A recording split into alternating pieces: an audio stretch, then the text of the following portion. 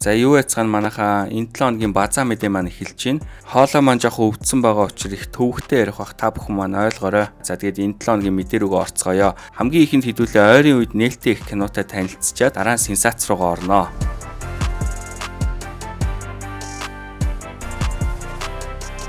За Брюсний босс гангстерууд кинонуудыг найруулсан Мөнх Батах өөрийн Facebook хаяг дээр нэг ийм пост хийсэн байсан. 8 сард эхэлсэн халуун цэг киноны зураг энэ хүрээд бүрэн дүрэн дууслаа. За цэг гэхийг бодоход нэрээ бол гүйцэд өгж амжааг байгаа гэж харж байна. 1 сарын 24-ний аимшигт дүнжин гарын дэлбэрэлтээс эмзэглэл төрж, гал сүнөгч нарын баатарлаг үйлсийг алдаршуулах хүсэл төрж, тэр цагаасаа өдий хүртэл зүтгэсээр ямартаа ч зураг авч дууслаа.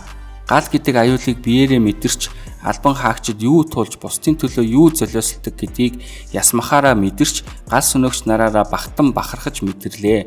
Гал төмөр унтраах аврах төв 10 дугаар ангийн хамт олондоо мэхийн ёслох ёстой. Туслаж дэмтсэн бүхэн нандин хүмүүстэй талархъя. Гал сүнөгч нар минь та бүгдийн баатарлаг үйлийг чадан ядан кино болгох гэж хичээнэ бид. Хамгийн том хүч болсон кино багийн хамт олондоо бахархан талархъя. За мэдээж энэ кино бол өнгөрсөн жилийн 1-р сард болсон аимшигт дэлбэрэлттэй холбоотой кино ах нь бол ойлгомжтой болж байна. За тэгээд тус дэлбэрэлтэнд бол одоо маш олон хүмүүс гэмтэж, бэртэж, зарим нэг гал сөнөгчд бол нас орсон байгаа. За тэгээд энэ талаар ахгүй бол кино хийж байгаа юм байлээ. Маш гоё сэдвийг, за гоёч байх тий, маш хүнд сэдвийг бол хөндөж кино хийж байгаа Мөнх Батахтаа бас талархлаа илэрхийлье. За тэгээд тус киноны аль биесны постэр, трейлерыг бол одоо гэсэн ятан хүлээж байна. Удахгүй бол зарлагдах баха. Дараагийн мэдээ F-Ham Film Media болон Armata Production нарын хамтын бүтээл хамтлаг буюу хамтлаг хэмээх энэдмийн уран сайхны киноны трейлер болон постэр цацагдсан байна. За манай шин залуу үеийн дүүнераас одоо хамгийн цоглог одоо жинхэнэ давшингуу бадрангуу гарууд болох Темка 92 дүү маань бол тус киноны гол дүрт тоглосон байсан. За мэдээж тархиан унтраагаад элдв шалдуу учир занглаа, эргэлт гацалт хайх шаардлагагүйгээр зүгээр л сайхан тархиан унтраагаад инээж үзэх ёстой кино ах болов гэж бодож байна. Энэ киноны зохиолыг бол Ануужин ерөнхий найруулагчаар дугаар ажилласан бол Feeling Sound Studio хөгжмөөр нь ажилласан байна. Тэснээс хамтлаг кино одоо тун удахгүй орон нутагт гарч эхлэх юм билээ. Харин хотод хизээ хаана юугаар гарах мэдээлэл нь бол одоогоор хомс байна. Тэгээд Темка дуу бол ямар нэг мэдээлэл өгөх байхаа. Дараагийн мэдээ найруулагч Мөөжиг буюу Мөнх Эрдэнэх өөрийн Facebook дээр нэг ийм пост хийсэн байсан. Хүн нохоо уран сайхны киног дэмжсэнд баярлаа гэсэн утгатай. За миний бие бол ах хүү рүү чат өчиж киноныхын талаар мэдээлэл асуусан. Ямар ч тач зураг авалт нь дуусаагүй, постерын зураг авалт нь эхлээгүй байгаа мэлээ. Тэгээд хүн нохоо хэмээх сонирхолтой нэртэй кино бол тун удахгүй бол нээлттэй хийх нь тодорхой болж байна. За тэгээд тус кинонд ямар уран бүтээлч тоглож байгаа нь бол одоогоор бол энэ зурагнаас бол харагдаж байна. Тэгээд цаашлаад өөр ямар уран бүтээлч тоглосон, ямар жанрын кино болох нь бол удахгүй мэдээлэл нь цацагдах байхаа гэж найдаж байна. За дараагийн кино бол Намайг аваад үлдээч киноны 3 дугаар анги энэ сарын 31-ээс кинотеатруудын дэлгэцнээ гарч эхлэх гэж байна. Тус киног бидний мэдэх Амьд бус амьдрагсад киноны гол дүрийн жүжигчин Атар болд найруулсан байсан. Миний хувьд бол яг үүндээ Намайг аваад үлдээч гэж киног бол үзэх нь байтугай сонсч байгаагүй. Гэхдээ таарлцсан бол сонирхож үзэх байсан. Тэгэхээр таарлаагүй гэхээр маркетинг нь муу байсан уу, яасан? Эсвэл одоо театруудаар гараагүй мүү, IPTV-гээр гараагүй мүү, аль нэг аппликейшны OTT-гээр гарсан юм уу? Би бол сайн мэдэхгүй. Би бол ерөөсөө харж байгаагүй кино байлээ. Тэгээд ямар ч байсан таарлцсан бол би үзэх байсан шүү. За тэгээд эхний 2 дугаар ангийг нь бол би яаж хийж байгааг олж үзнэ. Тэгээд үнэхээр таалагдах юм бол би 3 дугаар ангийг нь үзээд ревю бичнэ гэж бодож байгаа. Гэснээс манайхаа одоо энэ постэр дээр жоохон сэтгэл зүтгэл гаргаад ажиллачмаар байна. Ядаж энэ текстийн нарын одоо бэкграунднаас нь салгаад уншихад амар болгомоор байна. Тэгэхгүй бол харахад их төвөгтэй постэр байна. За тэгээ миний хувьд бол постэр дээр бол маш муу үнэлгээ ихний байдлаар өгж байна. Дараагийн мэдээ. За ирэх 2 дугаар сарын 7-нд Тирэн хэмээх аимшигын уран сайхны кино нээлттэй ихээр болсон байна. За тус кино бол энэ жил шинээр нээлттэй хийж байгаа хамгийн анхны аимшиг кино бөгөөд IPTV-гээр биш кинотеатруудаар нээлттэй гэж байгааг нь бодоход бол одоо халтуурны контент биш гэдг нь тодорхой байна. Тэрийн кино нь Born фильмийн бүтээл бөгөөд зохиолыг нь соёлын тэргүүний ажилтан Сэржхүү бичиж, ерөнхий найруулагчаар нь бол би анх заяа хэмээх найруулагч ажилласан байна. За тэгэд постэр дээрээс нь бол та бүхэн тус кинонд ямар жүжигчид тоглосныг бол харж байгаа байх. Гайзын дуучин, жүжигчин Төгс Баяр ах болон жүжигчин Ганхүү, Ган Тулаг гэх мэт жүжигчдээс гадна ардын жүжигчин Гүрсэтгой тоглосон байсан. Миний хувьд бол тэр киноны постэр бол тун дайжгүй тодорхой хэмжээний утга агуулгатай харагдаж байгаа. Та бүхэн тэр дээр байгаа хүүтэн царайтай нөхрийг бол харж анзаарч байгаа баха. Гартаа сүүжний яс барьсан байсан. Монголчууд хизээнээсээ сүүжний яс гэртээ хонуулбал ямар нэг муу зүйл тохиолдог гэж бол ярьдаг байсан. За тэгэд энэ кинонууд бол энэхүү сүүжний ястай холбоотой хууч ярианаас сэтгүүлсэн кино байж магадгүй гэж миний хувьд бол гадарлаж байгаа. За хэрвээ тийм бол маш сонирхолтой сэдвийг барьж авсан болж таарна. Гэхдээ сайн хийж чадсан бол шүү дээ, тэ. Ямар ч тач 2 дугаар сарын 7-нд тэрэн киног очиж үзээд ямар болсон талаар ревювээ өөрийнхөө Arigons пэйж дээр бол бичнэ гэж бодож байна. Тэгэд кино багийнхан амжилт хүсье. Өнгөрсөн 7 хоногт In the House 3 киноны албан ёсны бус постэр цацагдсан. Уг нь бол гадаа дотоодоор аялж галуу шувууны мах идсэн хүмүүс албан бусч гэлээ амар гоё постэр цацгуулуу гэж хүлээж байтал нэг иймэрхүү постэр цацагдсан. Ерөнхийдөө ямар ч зохион байгуулалтгүй харахад түүхтэй над чиг OCD-тэй хүн бол бүр боож хүмээр эмх замбраагүй постэр байсан. Түрүү ярьсан намайг аваад үлдээч киноны постероос ч дор постэр байсан шүү, яг үннийг хэлэхэд. Зүгээр л траш гэж шулуухан хэлчихье. Тиймээс албан ёсны постероо хурдан цацаарай. Гоё постэр хүлээж байгаа шүү гэж хэлмээр байна. За тэр ч яг миний таамагласны дагуу In the House 3 кино Солонгос улсад нээлттэй их нь тодорхой болсон. За тэгэд энэ нь бол Монгол кино Азийн зах зээл дээр гарч байна гэсэн үг. Энэ бол баяртай мэдээ. Тэгэхээр кино багийнханд баяр хүргэе. Мөн энэ талаар өргөц цэгийн сайт дээр юу гэж бичсэнийг хамтдаа сонирхцгоё. In the House 3 Солонгост инэдмийн уран сайхны кино бүгд найрамдах Солонгос улсын кино театруудаар гарах нэ. Тодорхойлбол энэ киноны уран бүтээлчид бүгд найрамдах Солонгос улсын CGV театрт гаргах гэрээнд гарын үсэг зурсан байна. Солонгос продакшнтай хамтран бүтээсэн ил кино нь 3 дугаар сарын 6-нд Монгол дахь нээлттэй хийнэ.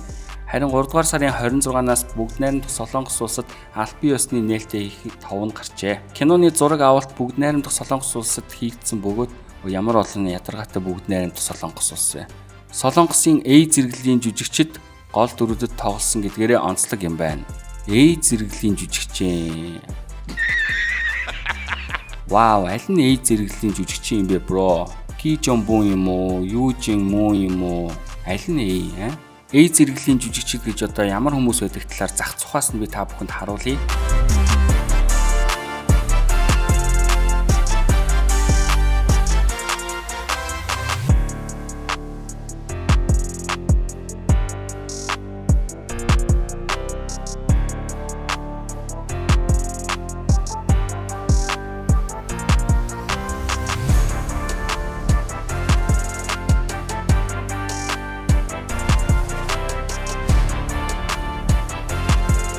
Ер нь бол аливаа мэдээг хит дэвэргэлгүйгээр үнэн зөв бодтойгоор мэдээлэл гоё штэ, бро. За өнгөрсөн 7 хоногийн хамгийн сенсацтай сэдв рүүгээ орцгоё. Энэ бол өнгөрсөн оны 11-р сард нээлттэйсэн цагаас эхлэн олонний хил ам дагуулсан Пагам дулам кинотой холбогдож байна. Юуны өмнө Пагам дулам кинонд Гитлер Тука буюу найруулагч Б. Гамболтын ээлжид бүтээл гэдгийг хэлсэн зүв байх. За Гамболт найруулагчийн хувьд бидний мэдэх маш олон кинон дээр зохиолч, найруулагчаар ажилласан маш чадвартай найруулагчдын нэг. За тухайлбал Улаан дөрвөлжин, 2 ам, Орхитос 1 2, Тэнгэрийн андгай, Мам, Бүүмерангийн эрх чөлөө, Тэнгэрий гэх мэт маш олон киног найруулсан найруулагч байгаа. За тэгээд түүний сүүлд найруулагчаар ажилласан кино бүтээл бол мэдээж Пагам дулам кино. Энэ кинотой холбоотой юу болоод байгаа талаар та бүхэнд эхнээс нь ярив. Пагам дулам кино нээлттэй хийсэн цагаас эхлэн түүх судлаач, номын хорхойтон, кино үзэгчдийг бүгдийг нь хоёр хувааж талцуулсан байгаа. За зарим нь энэ киног сайн болсон гэж үзэж байгаа бол зарим нь маш муу болсон, түүхийг гуйвуулсан, нэрт зохиолчийн эхнэрийг маш муухайгаар харуулсан гэж үзэж байгаа. За тэгээд үзэгчид талцаж хэрэлцээр сүүл рүүгээ кино уран бүтээлчид рүү дайрч, давшилж, хил амаар доромжлох нь хэрэг сэтэрснээс улбалан тус киноны уран бүтээлчид хүртэл хоорондоо маргалдаж эхэлсэн. За нийт түрүүнд бол Эмүүжин нэрээрээ алдаршсан зохиолч нийтлэлч Инх Туяа хэмээх эмэгтэй Пагам дулам киног Хятадын засгийн газраас мөнгө авч тус киног санхүүжүүлсэн гэж нэгэн ярилцлагын үеэр дурдсан байна. Харин үүний хариуд Takta Publishing өөрийн Facebook хуудаснаа нэг ийм мэдээллийг хийсэн. Олноо Эмүүжин хэмээх нэрээр танигдсан иргэн Эрдэнэсэн доржийн Инх Туяа нь Монголын эмэгтэйчүүдийн холбооны захиалгаар Хамп фильм студид бүтээсэн найруулагч Ган Болдын Пагам дулам нэрт киноны талаар өөрийн үзэл бодлыг олон нийтийн сүлжээнд илэрхийлэхдээ манай компаниг соёлын солилцоо нэрээр Хятадын засгийн газраас мөнгө авч тус киног санхүүжүүлсэн мэтээр илтэд гүтгсэн худал мэдээлэл тарааж хүмүүсийг төөрөгдүүлсэн бизнесийн нэр хүндэд маань халдаж буйд бид машид гайхаж бас харамсаж байна. Takta Publishing хийгээкан дурддагдан буй уран бүтээлд ямар ч хамаарал оролцоогүйгээ хариуцлагатайгаар мэдэгдэе. Түүний хүссэнчлэн бид Монгол улсын тагнуулт, цагдаа, шүүхийн бүх шатны байгууллагад шалгуулж үнэн мөнөө тогтоолгоход бэлэн байна. Мөн бид бизнесийн нэр хүндээ хамгаалахын зэрэгцээ цаашид ийм үйлдэлийг давтагдуулахгүй тулд иргэн инх туяаг хуулийн байгууллагад өгөхөө мэдэгдэж байна. Takta Publishing. За яагаад Takta Publishing энэхүү нийтлэлийг хийсэн бэ гэхээр Пагам дулам киноны хоёр зохиолчийн нэг болох Мөө Батбаяр хэмээх энэ залуу бол Takta Publishing-ийн нийтлэлч зохиолч хүн юм билээ.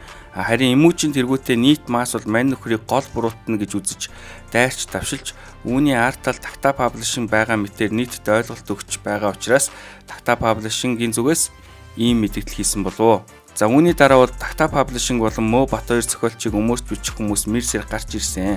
Тухайлбал Батцоо чимээх залуу өөрийн Facebook хуудаснаа нэлээд урт нийтлэл бичсэн байснаас би хэсэгхнийг нь тастаа та бүхэнд уншиж өгье гэж бодлоо. За юу гэсэн бэ гэхээр зохиолч инх туяа буюу эмүүжин гэх хүн Пагам дулам киноны тухай сэтгэлдээ илэрхийлж түүнийг нь хэд хоног л мэрлээ. Угаас хүн хэрүүл тэмцэл ховж ивэр голоо зоогох дуртай хойно дараагийн хэрүүлийн алим ургахад бид өнөөдрийн алимыг мартаж орхино. Зохиолч эмүүжин Пагам дулам киноны тухай сэтгэлдээ Хятадын суртал ухуулга байгаа юм биш үз. Дэ нацаг дөржийн архинд живсэн мэтэр харуулсан гэх хоёр үнцгийг хөндөд уг асуудал одоо бараг шүүх цагдаа дээрээ тулж байх шиг байна. Аливаа зүйл хэмжээнээсээ хэтрэх аюултай л да. Агуулга бус хэлбэрт анхаарагчид тэр асуудлаач гүйцэд ойлголгүй сэвсээр. Найруулагч бус зохиолч руу хандаад байгааг нь л ойлгохгүй байгаа юм да. Аливаа уран бүтээлийн эцсийн боловсруулалтыг найруулагч л хийдэг. Тийм ч болохоор найруулагчийн бүтээл болдог гэж ütсэн байна. За тэгсэн тун удалгүй Баясгалан Батсуур хэмээх хаягнаас Пагам дулам киноны найруулагч руу хандсан пост ирсэн. За би та бүхэнд түүний постыг бүтнээр нь уншиж өгье. Харин энэ Хамп фильмийн харгас стилтэй найруулагч ах Ган Болдоос хас тэмдэг шиг нь хурц үзэл санаа гарах болов гэж их л хүлээлээ. Хийснээ цээжээрээ хамгаалаад гардаггүй юм гэхэд өөрийнх нь зуурсан жонхуун тутгалдаж хэлсээр гүтгэдэд байгаа байгууллага уран бүтээлчдийг энэ кинонд огт хамаагүй гэд хэлчих сэтгэл зориг гарахгүй байгаад гайхаж байна. Бас би адилхан ажил олгогч хүний хуваарч Хамп фильм ийм хариуцлагагүй, эр зориггүй, хулчгар хуурамч байдалд зэвүү үрч байна. Жишээ нь манахаас гарсан номнуудын лайл анчгийг би үрнэ. Алдар гавьяаг нь аль болох уран бүтээлчтэй хүртээх гэж үзнэ. Намайг хятад ном гаргалаа гэж дайруул минийх бишээ, орчуулагч нь л гэж сууж байхгүй. Гэтэл энэ газар авьяастай сайхан дүүг минь, ажилтныг минь уран бүтээлийн багтаа авч ажилуулж хэдэн зуун хүн хамтарсан уран бүтээл хийчихэд нэр нь дуудагдах болохоор ашиггүй сум холоор өнгөрөх нь гэсэн байртай дүүгээр минь бамбаа хийгээд ард нь амьсгалч гарахгүй чив чимээгүй үлдэж байгаа нь инээдтэй. Пагам дулам гэдэг кино нийтээ сайн үнэлгээ аваад алга ташилт хүртсэн бол Ган Болдгоо яаж сүсэглэж энэ бол миний бүтээл, миний ажил гэж зохиолчд уран бүтээлчтэйч дурдахгүй урдуур нь орж хинхлэх байсан болоо. Уул нь энэ бүтээл Монголын эмэгтэйчүүдийн холбооны захиалга, найруулагч Ган Болдын бүтээл Хамп фильмийн хариуцлагатай ажил юм билээ. Ган Болдгоо Гитлер малгайныхаа доороос ядаж гүлэг гаслахын дайны чимээ гаргана байгаа. Өмнөөс нь хилмигдэж балбуусаар залхлаа. Нэрээ тэр хошин нийтлэлийг бичсэн саят нэг хас тэмдэгтний хийсэн ажлыг нөгөө хас тэмдэгтэд нь ховлсон юм дгуу да. Хаха. Хорвоо бас хошиндоо хүрүүл хошин шүү дээ. За Баясгалан Батсуур хэмээх эмэгтэйгийн постны дор нэг ийм коммент байсан. Энийг би та бүхэнд онцлон уншиж өгье. Мегмарж ав. Пагам дулам гэдэг кино үнэхээр түүхийг гуйсан кино болсон байж энэ нь үнэн байж гэж бодъё. Би үзээгүй л дээ. Гэхдээ тэнд зохиогч гэд хоёр хүний нэр, кино найруулагч, продюсер, редактор гэд 40 хүн байгаа штэ. Яагаад ганцхан зохиолч тэр хүний ажилдаг газрыг нь гүтгээд байгааг ойлгохгүй байна. Кино шүүмжлэх биш, Takta хэвлэлийн газарт өшөрсөн хүмүүсийн үйлдэл юм шиг. Тэгээд эцсийн тэр түүх гуйлаа гэдэг байгаа хүмүүс энэ хүмүүсээс яг юу үсээд яавал болох гэдэг байгаа нь мэдэхгүй зүгээр л нохоо шиг боргоод байх шиг санагдаад байгаа шүү. Тэгээд киног шүүмжлэхдээ ганцхан зохиогчийг нь ажилдаг газартай нь холбож шүүмжилж байгааг анх удаа үзэж байна. Хамгийн сайн мууг түрүүнд найруулагчтай нь холбож асуух юм асуудгүй мó За мэдгүй гинэ. За энэ бол үнэн шүү манайхаа. Ер нь бол альва киног найруулагчаар нь овголдог. Тэр кино сайн болсон байна уу, муу болсон байна уу? Энэ нь бол найруулагчтай л холбож ярих асуудал байгаа. Тэгээд тухайн зураг авалт, одоо зураглаачийн ажил, зураачийн ажил, за тэгээд зохиол, одоо бүх зүйл бол найруулагчийн шийдлээр явдаг учраас найруулагч руу дайрах нь хамгийн зөв шийдэл байгаамаа. Уг нь бол. За тэгээд бас нэг хэд гурван коммент байсан. Баяр цэцэг Гамбат харин хам фильм энэ олон яриа нийтлэл ховж ив хариу мэдээлэл энтерт огт дурддаггүй бүр дуурахчгүй байгаа ч гэсэн гайхаад байгаа шүү дээ. За тэгш жаргал баяр сайхан яг гол дуурах хүн ёстой өрүүлцэж босч ирээд үзэж тарж байх ёстой хүн энэ хүн. За одоо Гитлер Тукаг хэлж явах шиг байна. За дараагийн коммент цаасан буунууд угаасаа хоосон хонгойтой байдаг шүү дээ. Дүүмэн тэр тусмаас сошиал ертөнцид гинэ. Тэгсэн чи тэрнийхээ хариуд Баясгалан Батсүр цагаат тулахаар харин 3 хүүхдийн ээж айлын аавга хормоогооч ирсэн бор хүүхэн надаас ч гулчгар байгаа юм биш үү Гитлерчид хаахаа гинэ. За нэг юм урт нийтлэл бичснээс тун удалгүй манай найруулагч Гитлер Тука чимээгүй байсны эцэст Игүүрцэг эмээн вебсайтад мэдээлэл хийж түүнийг нь Монголын кино шүүмж киноны тухай ярилцгийг группийн админ Бүндэн Самбуугийн Ариун Чулуун Анжгаа хэмээх ах хамгийн түрүүнд групп дээр шеэр хийсэн. За Гитлер Тука найруулагчийн яриа маш урт байсан тул та бүхэнд би товчлон хүргэе. Та бүхэн өөрсдөө Игүүрцэг эмээн веб руу ороод бүтэн уншаарай. Киног хүн тарихаараа үздэг юм. Өөрсдийн мэдрэмж боловсрал үзсэн, харсан, уншсан, дуулснаар үздэг. Иймд киног үгүйсгэж болно. Кино хүн бүрт таалагдах албатай биш. Хоёрдугаарт түүхэн хүний тухай кино хийх өөрөө заавал маргаан дагуулдаг. Гуравдугаарт энэ биография биш уран сайхны кино. Иймд хэрхэн илэрхийлэх вэ гэдэг бол эрэл хайгуул бодох асуудал сэтгэлгээ. Мөн кино гэдэг найруулагчийн уран бүтээл. Иймд найруулагч руу дайрах ёстой. Хинээр зохиолыг нь бичүүлэх вэ, хинээр хөгжмийг нь зохиолох вэ гэд бүгдийг нь найруулагч шийдэж байдаг. Үүгээр үүнд 2 зохиолч оролцсон. Өрний дорны 2 талаас хавсарч бичгээр тооцсон. Нэг нь манай Мөө Батбаяр. Маш авьяаслаг орчуулагч, яруу найрагч, зохиолч залуу.